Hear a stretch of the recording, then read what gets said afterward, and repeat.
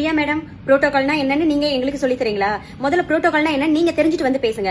அந்த ஏரியால அவங்க சட்டமன்ற உறுப்பினர், மக்களால தேர்ந்தெடுக்கப்பட்டவங்க. அப்படி இருக்கிற நேரத்துல சாதாரண கவுன்சிலர், ஒரு வார்டு கவுன்சிலர், நீங்க முதல்ல வந்து குத்துவிளக்கு ஏத்தணும்.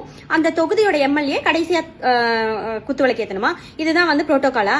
சரி, ஓகே, புரோட்டோகால்னு ஒண்ணு தேவையே இல்லை, வேணவே வேணாம், அதை ஓரமா வச்சிடுவோம்.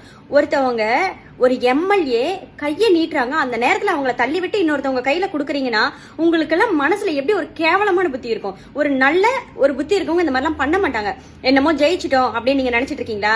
தமிழ்நாட்டுல இருக்கிற அத்தனை பேரும் பாத்துட்டு இருக்காங்க. தமிழ்நாட்டு மக்கள் இந்த மாதிரி விஷயத்துக்கு என்னைக்குமே சப்போர்ட் பண்ண மாட்டாங்க. அடுத்தவங்களுக்கு மரியாதை கொடுத்து பழக தெரிஞ்சவங்க தமிழ்நாட்டு மக்கள். இன்னும் சொல்ல போனா, ஒரு ஸ்கூல்ல போய் நீங்க இந்த மாதிரி பண்றீங்களே, உங்களை பார்த்து அந்த குழந்தைங்க என்ன நல்லது கத்துக்கும்? இந்த மாதிரி கெட்டதை ஸ்கூல்ல போய் தான் பண்ணுவீங்களா? இதெல்லாம் உங்க வீட்டோட வச்சுக்கோங்க.